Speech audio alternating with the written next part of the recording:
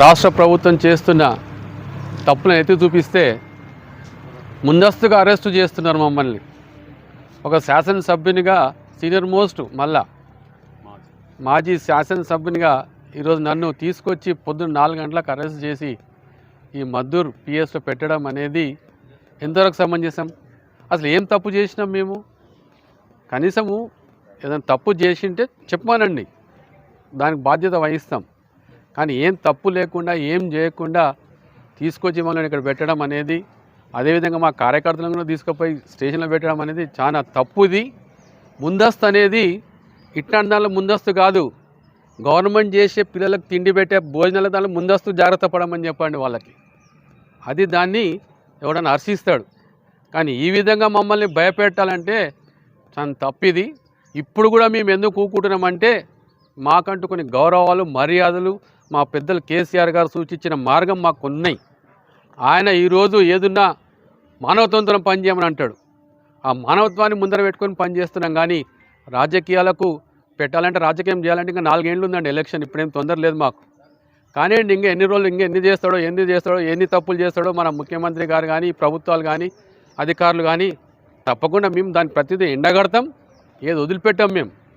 ఎందుకంటే మేము ప్రజలతో ఎన్నుకున్న ప్రజాప్రతినిధులం. మేమంతా కూడా ఒకప్పుడు 10 ఏళ్ళు పాలించినాం కాదు. నేను దాదాపు 17 ఏళ్ళు పాలించిన. నేను ఒక ఎమ్మెల్యేగా 3 సార్లు గెలిచిన ఇక్కడ. మా నాన్నగారు 5 ఏళ్ళు గెలిచిండు, 5 సార్లు గెలిచిండు. అంటే ఒక మక్తల్ నియోజకవర్గానికి దాదాపు మేమే 40 ఏళ్ళు ఒక ఎమ్మెల్యేగా ఉన్నాం అక్కడ. అంటే ఏ ఊర్లో ఎక్కడ ఏంది ఎవరు చెప్తే ఏంటారో మాకు తెలియదా? అదేవిధంగా మేము నిన్న సాయంత్రం ఏమనుకున్నామంటే కనీసం పిల్లల తల్లిదండ్రులకన్నా ధైర్యం చెప్దాము అని అనుకున్నాం అంతే. అది దాంట్లో ఇప్పుడు సామాన్యంగా అందరూ అంటారు రామ్మోహన్ రెడ్డి గారు వస్తున్నారు ఈరోజు ఈ గ్రామానికి అని పెట్టుకుంటారు వాట్సాప్లలో. గంతే పెట్టిండ్రు. గాదానికి ఏమో అయిపోతుంది, ధర్నా చేస్తారు, రస్తారోకో చేస్తారు అనుకోవడం చాలా తప్పు. ఇది మాకు కూడా అన్నీ తెలుసండి. ఏది చేస్తే నష్టం అవుతుంది, ఏది చేస్తే లాభం అవుతుంది. మేము చిన్నప్పుడు నుంచి చూసినవే ఇవన్నీ కూడా. అట్లనే ఉన్నాం. కానీ ఒక నష్టం చేసే దాంట్లో లేము. దయచేసి ఇది గ్రహించాలి. ముఖ్యమంత్రి గారు దీన్ని ముఖ్యంగా ముందస్తుగా ఇట్లాంటివి కాదు, ముందస్తుగా మీరు చేస్తున్న కార్యక్రమాలు పిల్లల బతుకులతో ఏదైతున్నాయో దాంట్లో మీ ముందస్తు చూపించండి. అప్పుడే దాన్ని అందరు హర్షిస్తారు. నేను తలుసుకుంటే నాకు నిన్న ఎంతోమంది పెద్దలు ఫోన్ చేసినారు హైదరాబాద్ నుంచి. మేము వస్తామంటే వద్దు, ఇక్కడ అంత మంచిగా ఉంది, కామ్గా ఉంది, మేము టెన్షన్ లేకుండా మేము చూసుకుంటాము అని అన్నీ చెప్పడం కూడా జరిగింది. వేరే వాళ్ళు ధర్నా చేస్తామంటే వద్దని ఆపడం కూడా జరిగింది నిన్న. నేను వాస్తవంగా చెప్పాలంటే మక్తల్లా ఇవన్నీ తెలుసుకోకుండా ఏం తెలుసుకోకుండా తీసుకొచ్చి పొద్దున్న 4 గంటలకు తీసుకొచ్చి ఇక్కడ మమ్మల్ని కూర్చోబెట్టి ఈరోజు మా డిస్ట్రిక్ట్ హెడ్ క్వార్టర్లో మా మీటింగ్ ఉందండి, పార్టీ మీటింగ్ మాది, సన్నాహక సభ ఉంది మాది. ఇవాళ దాని పర్యవేక్షణలో మేమున్నాం అంతే. కానీ ఒకరిని ఇబ్బంది పెట్టే దాంట్లో మేము లేము అసలు. వాస్తవంగా అట్లా చేయాలనుకుంటే చాలా చేస్తాను నేను. ఒక మాజీ ఎమ్మెల్యేని ఈరోజు తీసుకుపోయి రైతుల గురించి భూముల గురించి కొట్లాడి తీసుకొని జైల్లో పెట్టిండ్రు. ఇంతవరకు ఆయన అట్లే పెట్టిండ్రు. ఈరోజు నన్ను తీసుకొచ్చి ఇక్కడ కూర్చోబెట్టిండ్రు. కానీ ఈరోజు దయచేసి ఒకటే మేము ప్రభుత్వాన్ని కోరేది, మమ్మల్ని అరెస్ట్ చేయడం కాదు, మీరు మంచిగా పనిచేయక నేర్చుకోండి. పెద్దలు ఒకసారి చెప్పిండు, కనీసం మనం పెట్టిన స్కీమ్లను మంచి నడిపితే చాలు అని అన్నాడు కూడా మా కేసీఆర్ గారు. అది కూడా చివరపైన పెట్టిండు. ఈరోజు ఎన్ని మాట్లాడుతున్నాయి అన్ని అందరికి తెలుస్తున్నారు. వాట్సాప్లో ఎంత తిట్లు తింటున్నాడు, ఏ విధంగా ప్రజలలో ఆయన ఈరోజు మెలుగుతున్నాడు, ఏ ప్రజలు ఎంత మంచిగా దీవిస్తున్నారు మంచి మంచి తిట్లతో ఆయనని. అవన్నీ గ్రహించుకొని దాన్ని చక్కగా పెట్టుకొని నడుపుకుంటే సంతోషం. దాన్ని హర్షిస్తాం మేము. ఓ తెలంగాణ గడ్డ మీద ఈరోజు మా మహబూబ్నగర్ జిల్లా ముఖ్యమంత్రిగా అంటాడు మాకు కొడంగల్ నియోజకవర్గం నుంచి. ఏ ఒక్కటైనా మహబూబ్నగర్లో చేసి చూపించిండండి ఆయన. సంవత్సరం అయింది. ఆడ పోతే అవతల కొడంగల్లో లొల్లే, ఈడ పోతే స్కూల్లో పోండి లొల్లే. ఇప్పుడు గురుకుల పాఠశాలల్లో దాదాపు 43 మంది చనిపోయినరు ఈ సంవత్సరం లోపట్నే.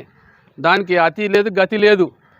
కానీ ఇట్లా 10 ఏళ్ళకు ముందు ఎప్పుడైనా చచ్చిపోయినాడు స్కూళ్ళల్లో పోయిన పిల్లలు? దాన్ని ప్రశ్నిస్తే దాని కూడా అర్థం. కానీ దాని గురించి నేను మాట్లాడలేదు ఎక్కడ కూడా.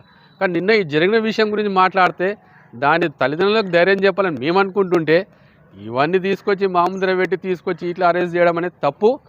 కానీ దీన్ని తప్పకుండా మేము ఖండిస్తున్నాము. దయచేసి ఇక ముందు కూడా ఇట్లాంటి తప్పులు చేయొద్దు.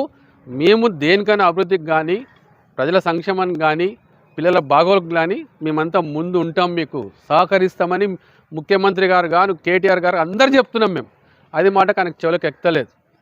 అది ఎక్కించుకుంటే నీకు మంచిది, మా అందరికి కూడా మంచిది, తెలంగాణ ప్రజలకు మంచిది. మా ఉమ్మడి జిల్లా మహబూబ్నగర్ జిల్లాలో ఉన్న వెనుకబడిన ప్రాంతమైన మా ప్రాంతాలన్నీ కూడా మంచిగా జరుగుతాయి, మంచిగా నడుస్తాయి. దయచేసి ఇది చేయమని చేతులెత్తి మీ అందరిని వేడుకుంటున్నారు. రేవంత్ రెడ్డి గారు ఇలాంటి అరెస్టులు చేయడంతో ఏదో గొప్ప అనుకోకండి.